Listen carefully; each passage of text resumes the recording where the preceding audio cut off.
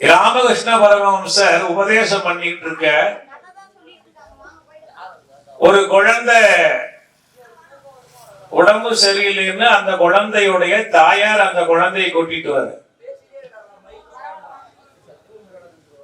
ராமகிருஷ்ண பரமஹம்சர் சொல்றாரு, நீ போயிட்டு நாளைக்கு வாமா அப்படின்னு. அந்த அம்மா போயிட்டு மறுநாள் வந்த, சுவாமி குழந்தைய நேற்றே கொண்டு வந்த, நீங்க இன்னைக்கு வர சொன்னீங்க, இந்த குழந்தைக்கு சர்க்கரை இல்லாம பால் கொடு நல்லாயிடும். சுவாமி இதை நேற்றே சொல்லலாமல்ல, எதுக்கு ஒரு நாள் வேஸ்ட் பண்றீங்கன்னு இந்த அம்மா கேட்டா. அம்மா நேற்றே சொல்லுனா பரவாயில்லன்னு உன்னுடைய எண்ணம். எந்த விஷயங்களுமே அனுபவிச்சு சொல்லணும். சுருதி யுக்தி அனுபவம். படிச்சதை அப்படியே ஒப்பிச்சிடலாம், படிச்சதை அப்படியே ஒப்பிச்சிடலாம். பையனை வாத்தியார் சொல்லுவார் பாட ஒப்பிடான, ஓதாமல் ஒரு நாள் இருக்க வேண்டாம், ஒருவரையும் கொல்லாங்கு சொல்ல வேண்டாம், மாதாவை ஒரு நாள் மறக்க வேண்டாம், வஞ்சனைகள் செய்வாரோடு இணங்க வேண்டாம். இதெல்லாம் நாங்க படிச்சப்போ அந்த பாட்டு பாடம் இன்னைக்கெல்லாம் இருக்கு இல்ல, அது இருக்குதா என்னன்னு தெரியல. இருக்கா? ரொம்ப நல்லது, இருந்தா நல்லது. எங்க இல்லாத போயிடுமோன்னு அடியே சிந்திச்சு. மாதாவை ஒரு நாளும் மறக்க வேண்டாம், வஞ்சனைகள் செய்வாரோடு இணங்க வேண்டாம், போகாத இடம் தன்னிலே போக வேண்டாம், போக விட்டு புறஞ்சொல்லி திரிய வேண்டாம் அப்படின்னு சொன்னாங்க. இப்ப அதெல்லாம் குழந்தைங்க படிக்கும் போது ஒரே கோரஸா சொல்லுவோம். எங்க அந்த பாட்டை சொல்லுங்க அப்படின்னா எல்லாம் சேர்ந்து கோரஸ் திருத்திரி பாட்டை சொல்லுவோம். போதாமல் ஒரு நாளும் இருக்க வேண்டாம் அப்படி ஆட்டம் போட்டு அதனுடைய அர்த்தம் தெரியாது. என்ன ஒப்பிக்கிறதுக்கு அர்த்தம் தேவையில்லை, கற்பிக்கிறதுக்கு தான் அர்த்தம் தேவை. மாணவனா இருக்கும் போது எல்லாம் சொல்லிடலாம், அர்த்தம் கேட்க ஆரம்பிச்ச பிறகுதான் நாம அதை தேடுவோம். வாழ்க்கைய அர்த்தம் தெரியாம வாழ்ந்துகிட்டு இருப்போம். யாருக்காவது அர்த்தம் தெரியுமா?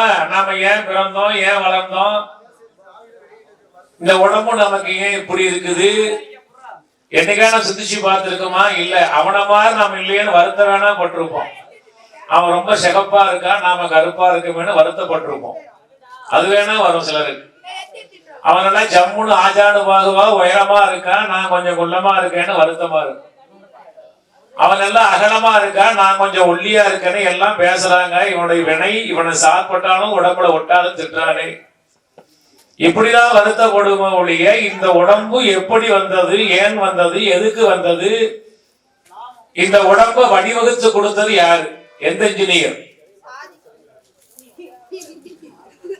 இதெல்லாம் என்னைக்காவது உட்கார்ந்து யோசனை பண்ணி பார்த்திருக்கிறோமா? இல்ல. அவன் எப்படி முன்னேறினா, இவன் எப்படி முன்னேறினா, அவன் எப்படா பணம் சம்பாதிச்சான், இதை சிந்திக்கிறது அதிகம் உண்டு. நாம எப்படி வாழ்றது சிந்திக்கிறது கொஞ்சம் குறைவானது. சிந்திக்க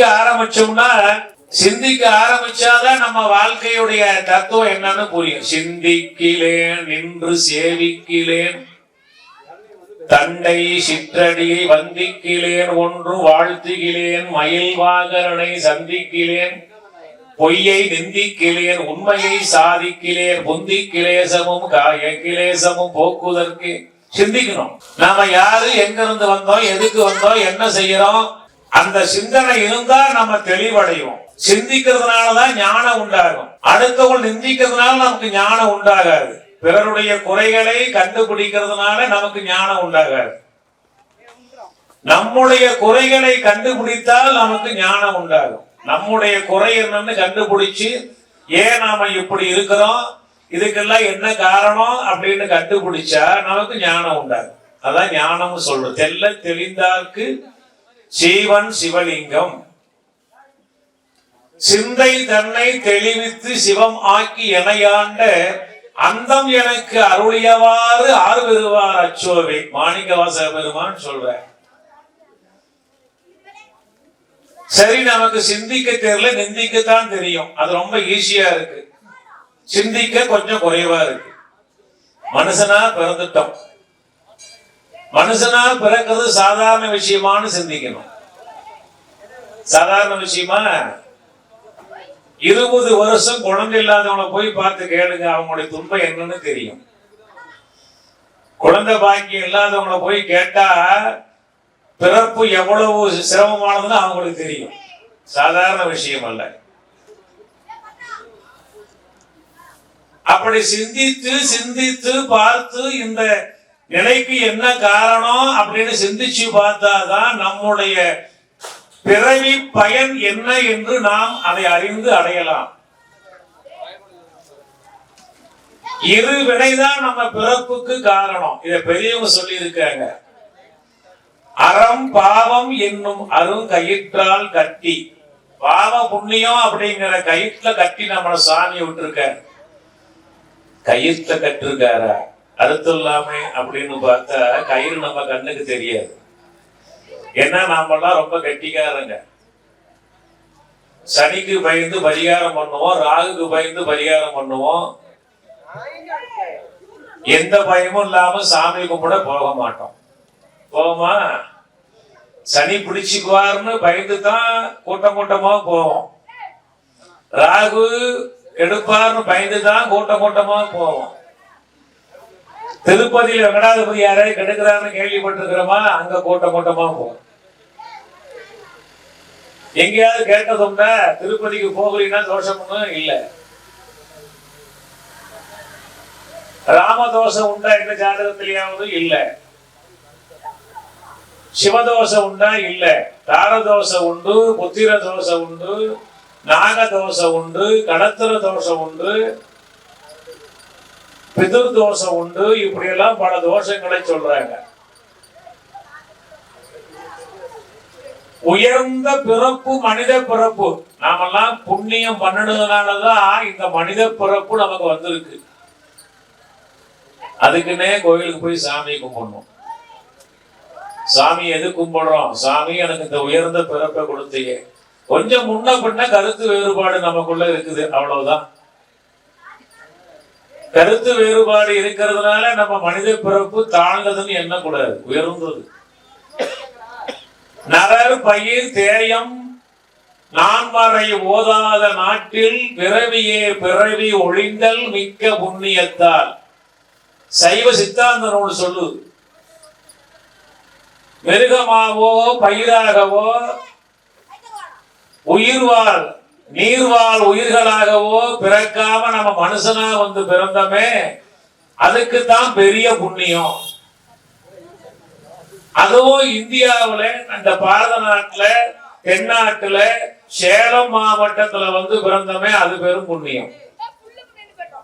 நான்மறை ஓதாத நாட்டுல போய் பிறந்திருந்தா ஒண்ணுமே தெரியாம காட்டு மிராண்டிகளை காட்டுறாங்கல்ல டிஸ்கவரி சேனல்ல, அந்த மாதிரி பிறந்தா டிஸ்கவரி சேனல்ல ஓடலாம் ஒடியாரலாம். ஆனா நம்மளை காட்டுறான்னு நமக்கு தெரியாது, பாக்குறவங்களுக்கு தெரியும். மாடு ஓடுதுன்னு நாம சொல்லுவோம், மாட்டுக்கு தெரியாது. மனுஷன் நம்மள மாடுன்னு கூப்பிடுறாரு. மாட்டுக்கு மாடுன்னு பேர் வச்சது நாம தான். நாய்க்கு நாயின்னு பேர் வச்சது நாம தான். எல்லா மிருகத்துக்கும் நாம தான் பேரு வச்சோம். அதனாலதான் எல்லா பேரும் நமக்கு வந்து கூப்பிடுறாங்க. கோபம் வந்தா கூப்பிடுறாங்கல்ல, எல்லா மிருகத்துக்கும் பேரு வச்சதுனால கோபம் வரும்போது அந்த மிருகத்துடைய பேர்லாம் நமக்கு ஞாபகத்துக்கு வருது. அப்படித்தானே? கோபம் வரும்போது அறிவு கொஞ்சம் கீழே போகுது, சாந்தமா இருக்கும் போது அறிவு கொஞ்சம் மேல வந்துது. அப்ப நமக்கு எது தேவை? சாந்தமா இருப்பதுதான் தேவை. சாந்தமும் லேகா சௌக்கியம் லேதுன்னாரு தியாக பிரம்மம். சாந்தம் இல்லாட்டினா சௌக்கியம் கிடையாது. கோபத்தோடு எழுகின்றவன் நஷ்டத்தோடு அமருவான். எப்ப பார்த்தாலும் கோபமா இருந்தா கிட்ட யாரும் போக மாட்டாங்க. கிட்ட போவாங்க, கடிச்சு வச்சிருவாங்க. கோபக்காரனை யாரும் விரும்ப மாட்டாங்க. சாந்த மூர்த்திகள் கூட நிறைய பேர் இருப்பாங்க. ஐயா எப்ப என்ன சொல்ல போறாரோ தெரியலையே, பார்த்தாலே புண்ணியம்.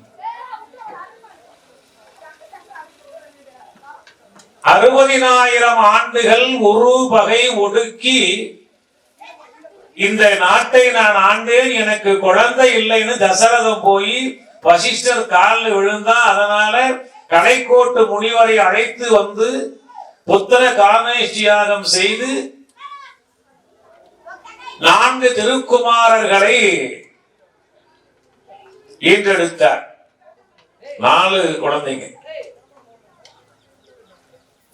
விஸ்வாமித்தர் வந்து தாடகைய வதம் பண்ண கூட்டிட்டு போற. தாடகைய வதம் பண்ணி அந்த வனத்தை பாலைவனத்தை சோலை வனமாக்கி, தீயவர்கள் வசிக்கின்ற இடம் பாலைவனமா இருக்கும். சோலை வனமாக இருந்தாலும் நல்லவங்க போனா அந்த பாலைவனமும் சோலைவனமா மாறும்.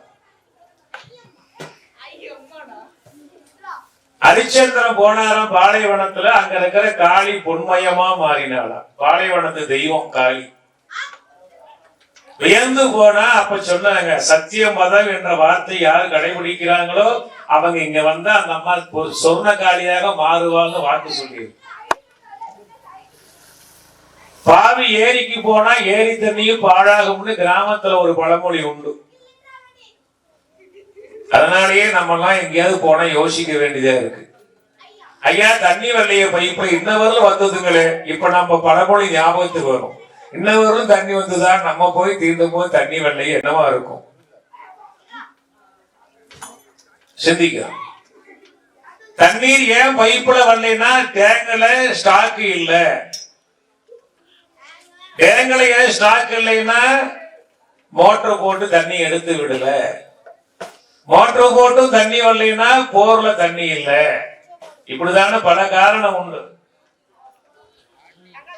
நம்முடைய துன்பத்துக்கு நாமளே காரணம் என்ற உண்மையை உணர்த்துவதுதான் ராமாவதாரம். அந்த பாலைவனத்தை சோலை வனமாக மாற்றி அமைத்து அங்கிருந்து புறப்படுறார். விஸ்வாமித்திரர் சொல்றார், அப்பா நீ என் கூட வா, உன்னால இன்னொரு வேள்வி இருக்கு. ஒரு வேள்வியை நீ காத்து ரட்சித்த, நீ வேள்வி ரட்சகன். உன்னால ரிஷிகளுக்கெல்லாம் நன்மை விளையும். அரக்கர குலத்துக்கு நீ ஒரு அழிவை கொடுத்து மானுட வர்க்கங்களுக்கும் பிரஜைகளுக்கும் நீ பாதுகாப்பு கொடுக்கக்கூடிய ராஜா ராமன். சக்கரவர்த்தி திருமகனாக நீ இருந்து அயோத்தியை ஆண்டு வருவதற்கு உரிய காலம் நெருங்கி கொண்டிருக்கு.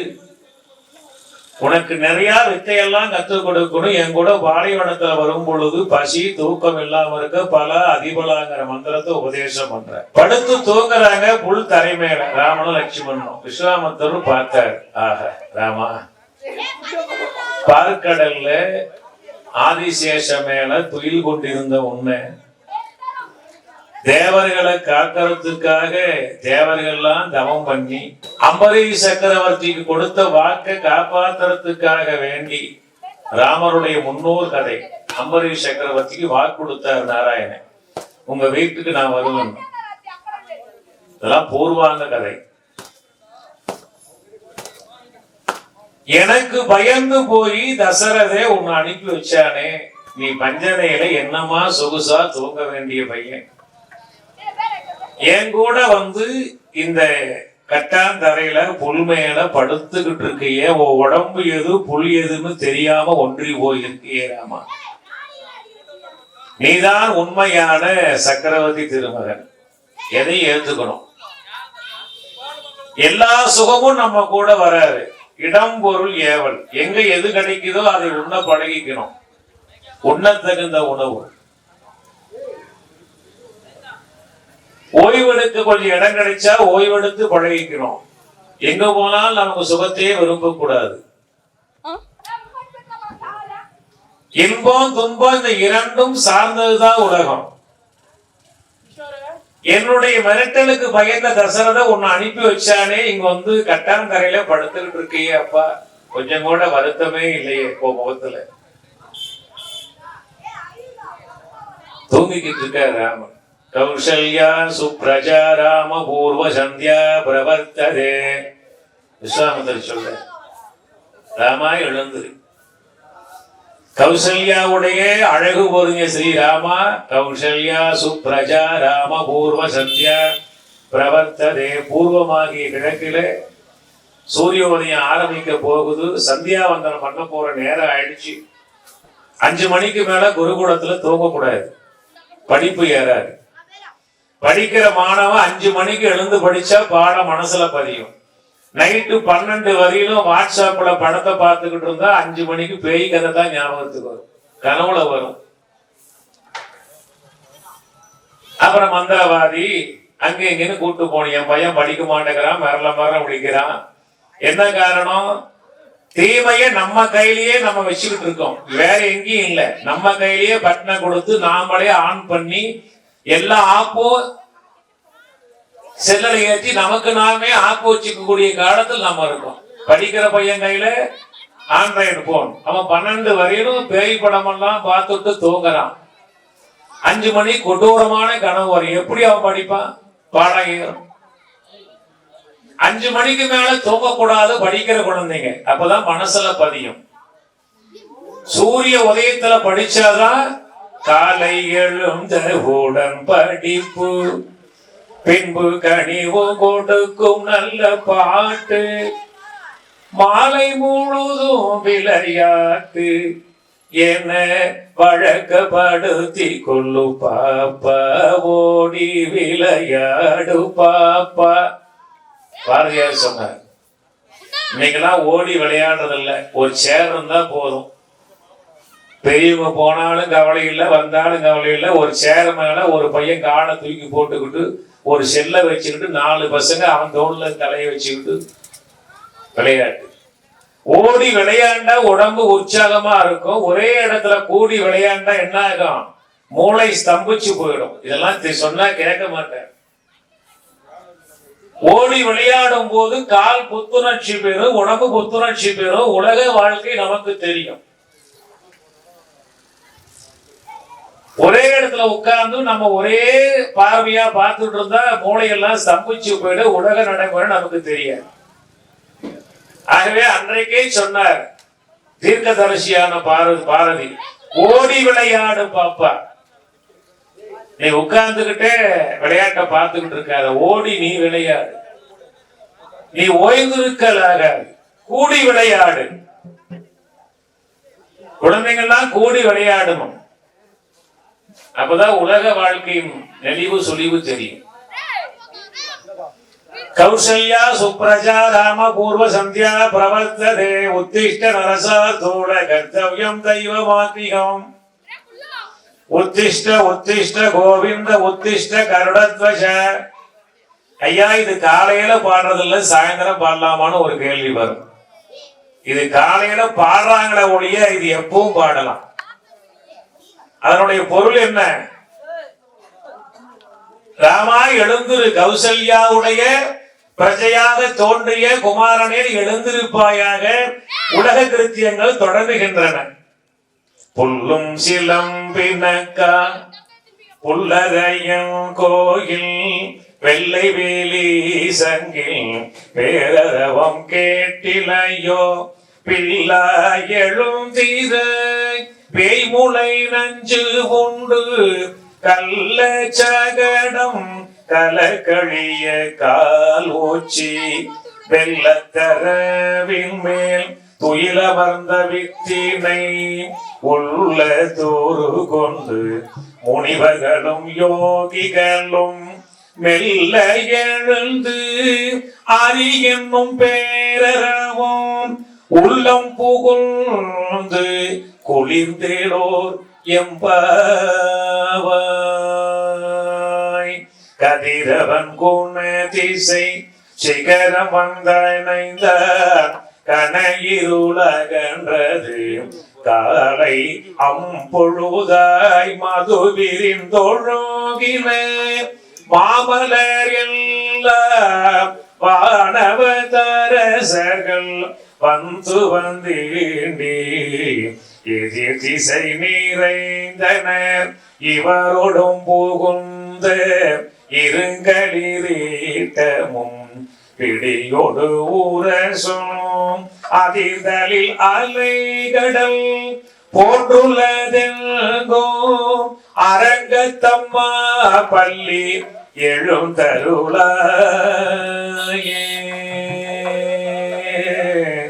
அரங்கத்தம்மா பள்ளி எழுந்தருளாயே. ராமான்னு எழுந்திருக்கணும். உனக்கு நிறைய கடமை இருக்கு. கொஞ்ச நேரம் அயர்ந்து தூங்குன, தாடகையை வதம் பண்ண அயர்வு செய்யுங்க. கொஞ்சம் வேலை அதிகமா இருந்தா அயர்ந்து தூங்குவோம். ஆனா திருவரங்கத்து பள்ளி அணியா ரொம்ப காலமா தூங்குறாரு. ஏன்னு ஆழ்வார் கேட்கிறாரு, அங்க ரொம்ப காலமே தூங்குறியப்பா, என்ன காரணம்? நடந்த கால்கள் நொந்தவோ, ஞாலம் ஏனமா இடர்ந்த மேனி குலுங்கவோ. பொம்மலாவத்திலிருந்து அத்தினாபுரத்துக்கு தூது வந்தைய அன்னைக்கெல்லாம் எதுவும் கிடையாது, வாகனம் கிடையாது, 2 வீலர் 4 வீலர் எதுவும் கிடையாது. தூது நடந்து வந்த அந்த நடந்த கால் நொந்து போச்ச, அல்லது வராக மூர்த்தியாக பூமியை தூக்குனிய அதிகமாக பாரம் தூக்குனா உடம்பெல்லாம் நொந்து போயிடும். ஞானம் ஏனமாய், ஏனம்னா பன்றி, ஞானம் ஏனமாய் இடர்ந்த மேனி குலுங்கவோ, அந்த மேனியெல்லாம் குலைஞ்சு போச்சோ, இப்படி படுத்து தூங்குறியப்பா. அம்மா சொல்லுவ, என் பையன் 4 நாளா படாத அவஸ்தைப்பட்டான் பாரு, படுத்தான். ஒரு கடைவாயில காவேரி ஓடுது, இன்னொரு கடைவாயில கங்கை வழியுது. தெரியுது என்ன சொல்றோம்? ஒரு கடைவாயில காவேரி வழியுது, இன்னொரு கடைவாயில கங்கை வழியுது.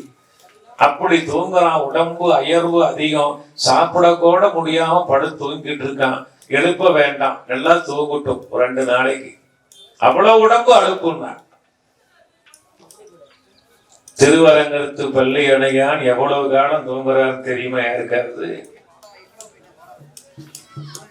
ஆகவே ஆழ்வார் இந்த கேள்வி கேட்டார், நாராயணா ஏன் தூங்கிட்டு இருக்கு?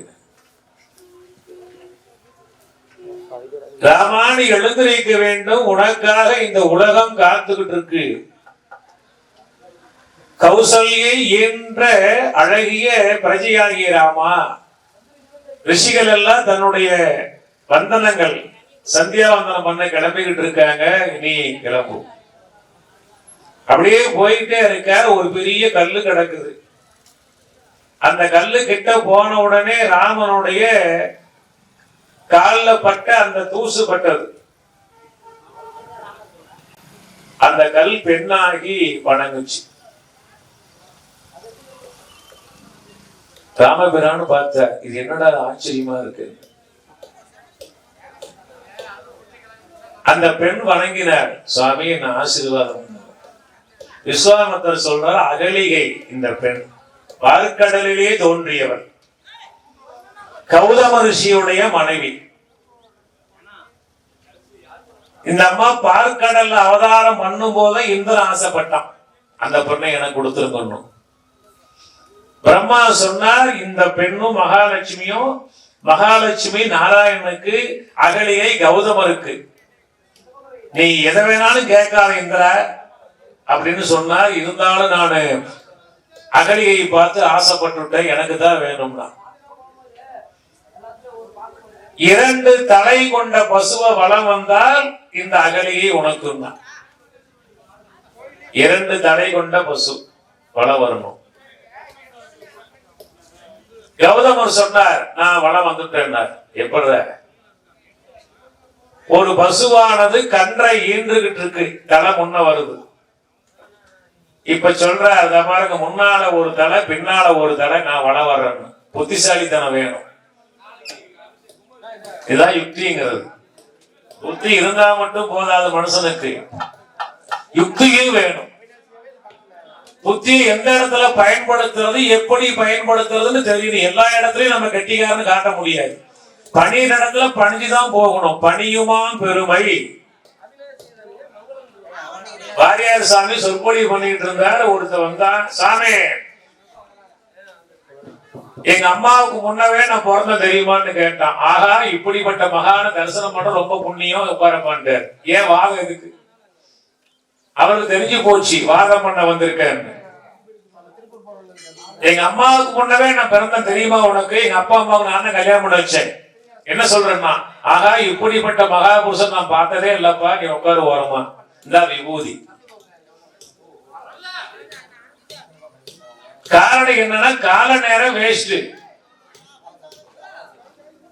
கற்றவரோடு தர்க்கித்து தோற்றாலும் புண்ணியம்தான், ஜெயித்தாலும் புண்ணியம்தான். அதனால என்ன பண்றாருன்னா, எந்த விஷயங்களையும் நம்ம கத்துக்கலாம். அதை எந்த இடத்துல பயன்படுத்துறதுன்னு சில இடங்கள் உண்டு. கல்யாணத்துக்கு போய் உட்கார்ந்துட்டு வாழ்வது மாயம் இது அப்படின்னு பாடலாமா? பட்டத்தார் பாட்ட பாடலாமா? நான் பிளக்க பொய்யுரித்து நவநிதியம் தேடி பூ பிளக்க வருகின்ற புற்றீசல் போல பொல பொல என கல கல என புதல்வர்களை பெறுவீர் காப்பதற்கு வகையறியீர் கைவிடவும் மாட்டீர் கவர் பிளந்த மரத்துளையில் கால் நுழைத்து கொண்டே ஆப்பு அதனை அசைத்த குரங்கு நிலை போல் அகப்பட்டீரே கிடந்து உடல் அகப்பட்டீரேன்னு பொண்ணு மாப்பிள்ளை போய் வாழ்த்த முடியுமா? ஐயோ இப்படி சிக்கிக்கிட்டேப்பா. துறவை கூப்பிட்டா இப்படிதான் வாழ்த்துவாங்க. கல்யாணம் ஆகி குழந்தையோட கூப்பிட்டாங்க 16 பெற்று பெருவாள் வாழ்ந்து வாழ்த்துவாங்க.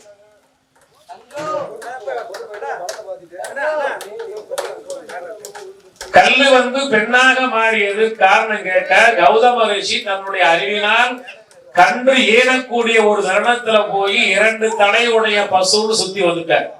இந்திரனுக்கு இந்த அறிவு இல்லை, தேவேந்திரனுக்கு தெரியல, ரிஷிக்கு தெரிஞ்சது. வள வந்துட்டார். அப்ப சொன்னா, கௌதமரே நீ உன்னோட யுக்தியால அகலிய கல்யாணம் பண்ணிக்கிட்டீரா, ஒரு நாளாவது அகலியை தீர்ந்தா விட மாட்டோம்னா சபதம் போட்டான்.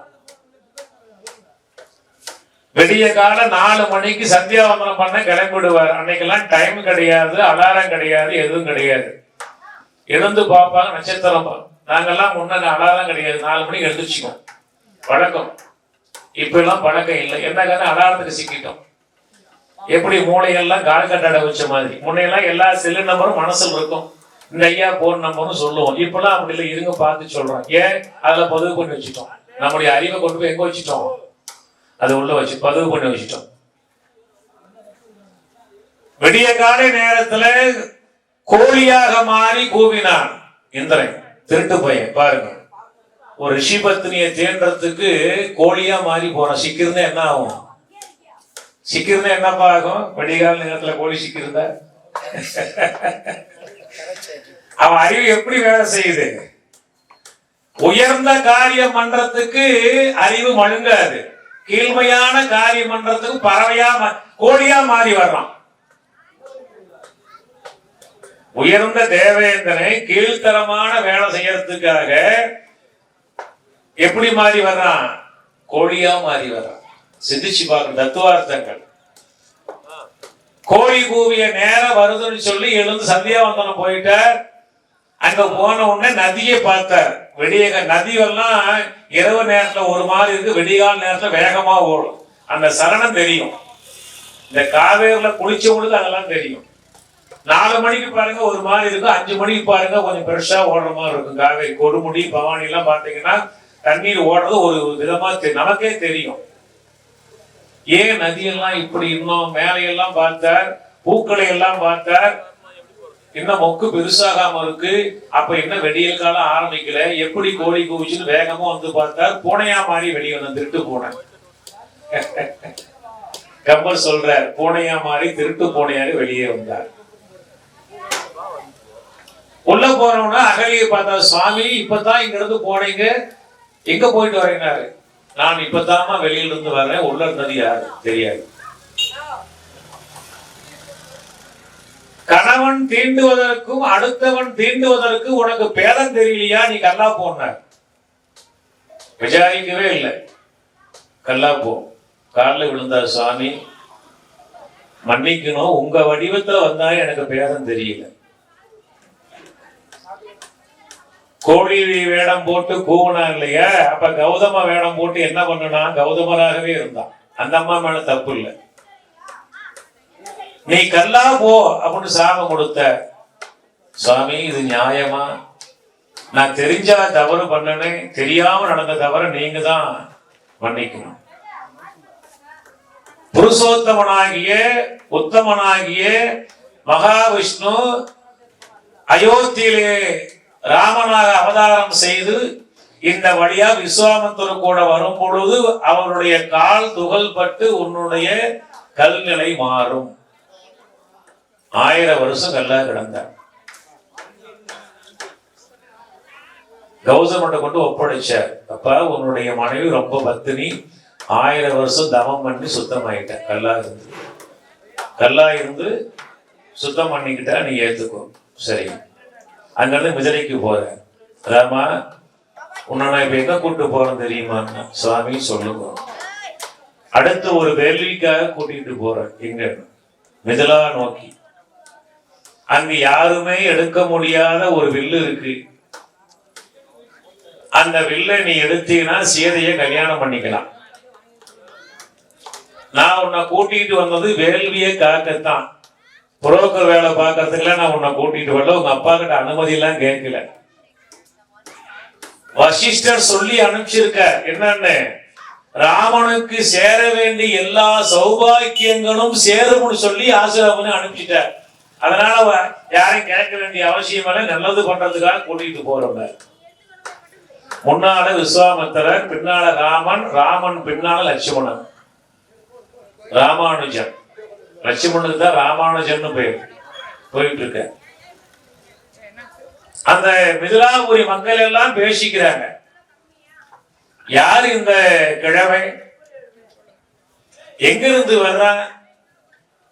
கூட 2 சிறு பிள்ளைகள், சின்ன பையன் 2 பேரும். கருப்பா ஒரு பையன், சிகப்பா ஒரு பையன், 2 பேரும் போயிட்டு இருக்காங்க சாமியாருக்கு முன்னால. இந்த ஊருக்கு புதுசா யாராவது வந்தாவே அந்த வில்லடுக்கு தான் நல்லாவே தெரியும். அந்த வில்லடுக்கு தான் கண்டிப்பா வர்றாங்கன்னு தெரியுது. இந்த கிழவனுக்கு அறிவு வேண்டாமா? பார்த்தா பெரிய ரிஷி மாதிரி தெரியுதானே. ராவணனே வந்து தூக்க முடியாத விட்டு போன வில்ல இந்த சின்ன பிள்ளைங்களை கூட்டு வந்து தூக்க முடியுமா? கிழவனுக்கு அறிவு இல்லை அப்படின்னு எல்லாம் ஊரே பல வகையா பேசிக்கிறது. இங்க மிதிலைக்கு உள்ள நுழைஞ்சார். வரவேற்பு கொடுத்தார் ஜனகர். உட்கார வச்ச, விசாரிச்சா யார் இவங்கெல்லாம்? சுவாமி இவங்கெல்லாம் யாரு? குலமுறை கிடைத்து படலம் 10 தலைமுறையை சொல்ற. 10 தலைமுறையை சொல்லி அயசக்கரவர்த்தியின் மகன் தசரதன் அப்படின்னு சொல்லும் போது நிமிர்ந்து உட்கார்ந்தான் ஜனகர். தசரதனா? ஆமா, தசரத குமாரன் ஸ்ரீராமன். எழுந்து வணங்கினான். அப்புறம் முகத்தை ஒத்து பார்த்தான். விஸ்வாமித்திர பார்த்தான். சுவாமி, நான் ஒரே பொண்ணை வச்சிருக்கேன். அந்த பொண்ணுக்கும் கல்யாணம் ஆகிறதுக்கு பெரிய சிக்கல். என்னன்னா, அந்த வில்லை எடுத்தா தான், சிவதனுசை எடுத்தா தான் கல்யாணம் ஆகும். அந்த பெண் எவ்வளவு பலம் வாய்ந்தவள். அந்த தனுசை யாரு எடுக்க முடியுமோ அவன் தான் அந்த பொண்ணை கல்யாணம் பண்ணிக்க முடியும். காரணம் என்னன்னா, ஒரு பெரிய பீடத்துல அந்த வில்லு வச்சிருந்தாங்க. சிவதனுசு பெரிய பீடம். சீதா பிராட்டி குழந்தையில பந்து விளையாடுறா, பூ பந்து. இந்த குழந்தைங்கெல்லாம் தேங்காயை தூக்கி போட்டு விளையாடுறாங்களே இப்ப பந்து ஆடுற மாதிரி. கொஞ்ச நேரத்துக்கு முன்ன பாத்தீங்கன்னா தேங்காயை தூக்கி போட்டு பந்து மாதிரி விளையாண்டாங்க. விளையாட்டு பருவம். என்ன, குழந்தைகளுக்கு எல்லாம் விளையாட்டாதான் தெரியும். பூப்பந்து போட்டு விளையாடும் பொழுது அந்த பந்தானது பீடத்துக்கு அடியில போய் பூந்துக்குச்சு. எடுக்க முடியல, கையை விட்டு எடுக்க முடியல. அப்ப என்ன பண்ணான்னா, ஜனகர் வந்துகிட்டு இருக்கார். அவர் வர்ற நேரம் சீதா பிராட்டி பார்த்தா, அப்பா பந்து உள்ள பூந்துருச்சுன்னா, இருமா ஆள் கூட்டு வர எடுக்கிறதுக்கு. நான் இல்லப்பா நானே சொல்லி அந்த பீடத்தை ஒரு கையில தள்ளுனா பீடம் வேகமா போயிடுச்சு. பந்து எடுத்து விட்டார். ஜனகர் பார்த்து அதிர்ந்து போனார். அச்சோ, 60,000 பேர் சேர்ந்து தூக்க வேண்டிய இந்த வில்ல எத்தனை பேரு? 60,000 பேர் சூட்டு வாங்கலாம். அதை ஒரு ஆள் தூக்குனா சீதை கல்யாணம் பண்ணிக்கலாம். இன்னைக்கெல்லாம் அப்படி இருந்தா யாருக்கு கல்யாணம் ஆகாது. இன்னைக்கு 35,000 கல்யாணம் ஆகல. ஏன்? தாரதோஷமும் சோசியல் சொல்ற. இன்னொரு சோசியல் சொல்றாரு நாகதோஷம் இருக்குதுன்னு. இன்னொரு சோசியல் சொல்றாரு நீ போன ஜென்மத்துல சரியான தப்பு பண்றிருக்க, பிதுர் தோஷம், அதனால ராமேஸ்வரம் போயிட்டு வான்னு சொல்ற. 35 வருஷம் வரலும் இந்த பையன் படிப்பை முடிச்சுட்டு படிக்கும் போதே கடனை வாங்கி படிச்சுட்டு அப்புறம் வேலைக்கு போனோம்னா லோன் போட்டு நான் என் ஃப்ரெண்டு போல ஒரு பெரிய பங்களா கட்டி தான் கல்யாணம் பண்ணிக்கணும்னு சொல்லி முடிக்கிறதுக்குள்ள 35 வயசாயிடுது. கடனை கட்டி முடிக்கிறதுக்குள்ள 40 வயசாயிடுது.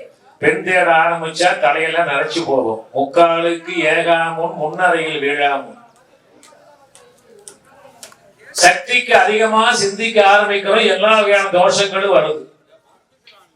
அளவுக்கு அதிகமாக குளிர்ச்சி சாப்பிட்டா சளி பிடிக்கும், அளவுக்கு அதிகமாக உஷ்ணம் சாப்பிட்டா சூடு பிடிக்கும், அளவுக்கு அதிகமா சிந்திச்சா எல்லா தோஷமும் வரும். அதிக கூற ஆபத்து. இன்றைய காலம் அப்படித்தானே இருக்கு. ரொம்ப சிந்திக்க ஆரம்பிச்சோம். பத்திரிக்கை அடிச்சு கல்யாணம் ஒரு நாள் இருக்க போன் வரும், ஐயா லக்கணத்தை மாத்தி வைக்கணும். ஏப்பா என்ன ஆச்சு? ஏதோ தோஷம் இருக்குன்னு சோசியல் சொல்றாரு. இது வரலும் தெரியலையாப்பா? தாலி கட்டும் போது கூடவா தோஷம் சொல்லிட்டு இருப்பீங்கப்பா? எல்லா தோஷமும் இருக்கு ஜாதகத்துல. ஒரே ஒரு தோஷம் மட்டும் இல்லை. என்ன தோஷம்? சந்தோஷம். சீதா பிராட்டி அந்த ஒரே கையில அந்த பீடத்தை தள்ளிய உடனே ஜனக ரிஷி முடிவு பண்ணார், அச்சச்சோ இந்த பீடத்தை ஒரு கையில தள்ளுறான்னா இவளுக்கு எப்படிப்பட்ட மணாளன் வாய்க்கணும்னு இந்த அம்மா உணர்த்திட்டா.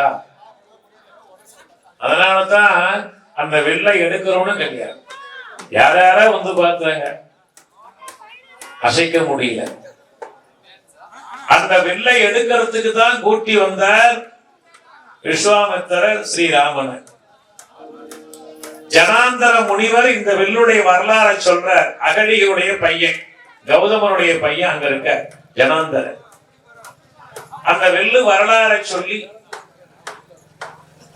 இந்த வில்லை எடுக்கணும் அப்படின்னு சொன்னா, சரி இந்த வில்லை எடுக்க போலான்னு கூட்டிட்டு போற. எல்லாம் வேடிக்கை பார்த்தாங்க. இந்த கிழவனு கொஞ்சம் கூட அறிவு இல்லையே, சின்ன பையனை கூட்டி வந்திருக்கானே, வெள்ளி எடுக்குமான்னு. அப்ப சொல்லாங்க, நம்ம சீதைக்கு கல்யாணம் கண்டிப்பா ஜென்மத்துல ஆகாது. ஏன்னா இப்படிப்பட்ட ஒரு போட்டி வச்சிருக்கான், வர்றோம் போற பயந்து ஓடிடுறான். இப்ப கடைசியா இந்த சின்ன பையன் வந்திருக்கான், பார்க்கலாம் என்னதான் ஆகுதுன்னு. எல்லாம் கூட்டம் அதிகமா கூடுது, வணக்கத்துக்கு மேல.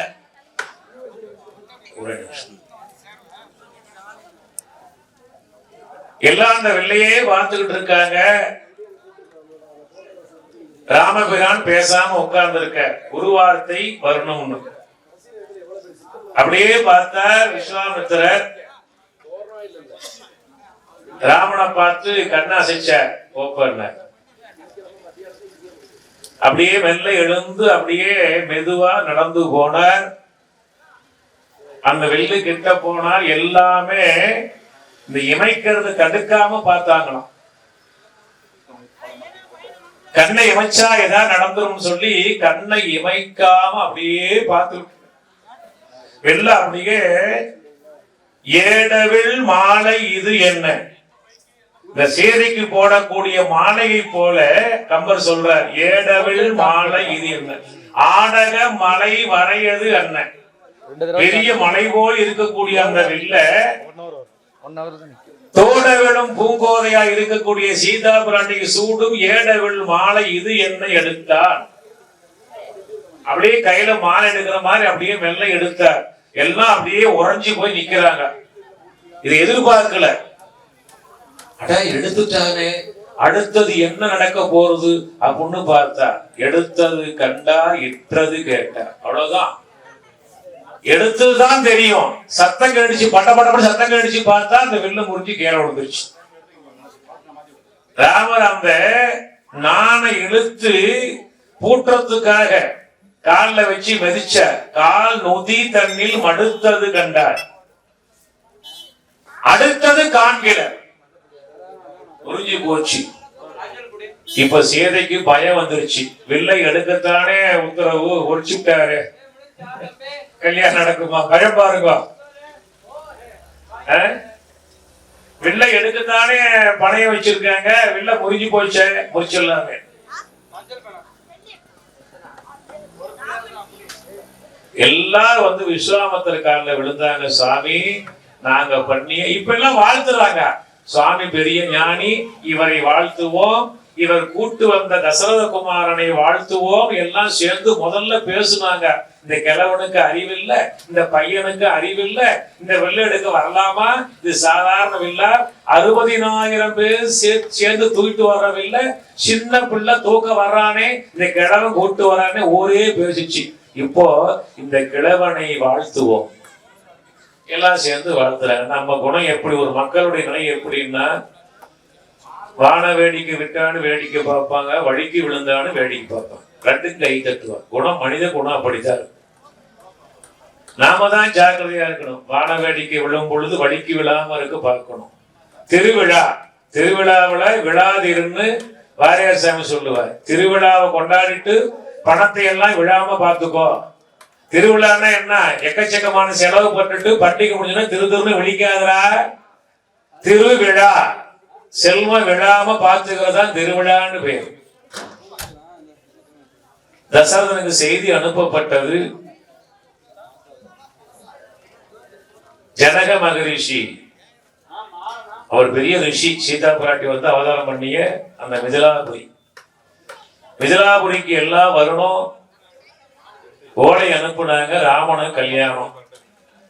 அப்பாவை கேட்கல, அம்மாவை கேட்கல, யாரையுமே கேட்கல. ராமனை கல்யாணம் பண்ணி விஸ்வாமித்திரன் முடிவு பண்ணினார். அங்கிருந்து ஓலை சென்றது. மங்கள வாத்தியங்கள் முழங்க அயோத்தியிலே இருந்து தசரதன் புறப்படுகின்றான் என்று கூறி இந்த அளவிலே நிறைவு செய்கின்றேன்.